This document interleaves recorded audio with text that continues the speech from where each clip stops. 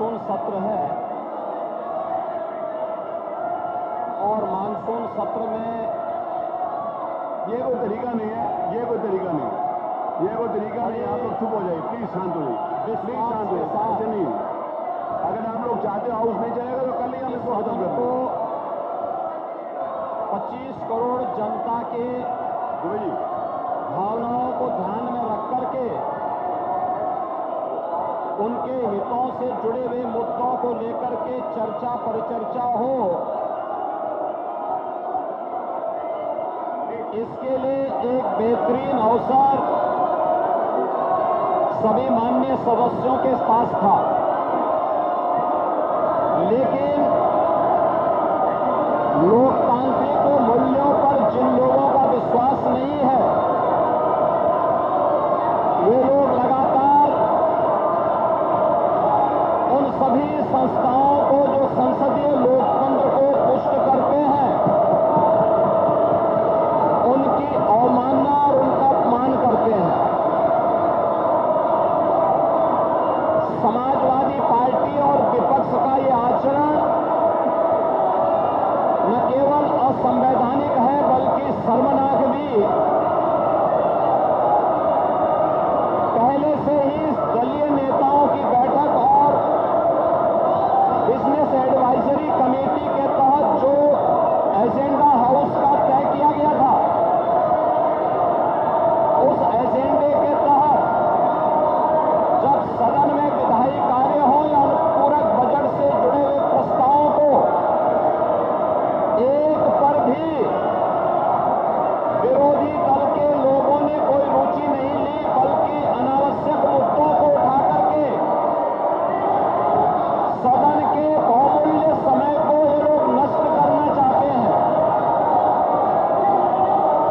मान्यवर, सदन प्रारंभ होने के पहले ही और दलीय नेताओं की बैठक में भी सत्ता पक्ष की ओर से स्वयं संसदीय कार्य मंत्री ने भी और मैंने भी इस बात के लिए आश्वस्त किया कि नियम के अंतर्गत जो भी प्रस्ताव सदन में आएंगे हम उनमें चर्चा भी कराएंगे और सरकार उनका जवाब भी देगी। लेकिन इनका न चर्चा में विश्वास है, न संवैधानिक मूल्यों पर और न सदन की उच्च परंपराओं पर ही। इसीलिए इनके द्वारा लगातार हाउस को डिस्टर्ब करके उत्तर प्रदेश की 25 करोड़ जनता के हितों के साथ ये लोग खिलवाड़ कर रहे हैं। मान्यवर, मैं फिर इस बात के लिए कह सकता हूं कि हमारे ये नहीं, दिस इज नॉट अलाउड। आप उसको नीचे करिए। सचिन आप मुख्यमंत्री जी के फोटो को नीचे हमारी ये करिए। सरकार प्लीज आप उसको नीचे करिए। आई विल नॉट, मैं आपको बाहर निकाल दूंगा। जनता के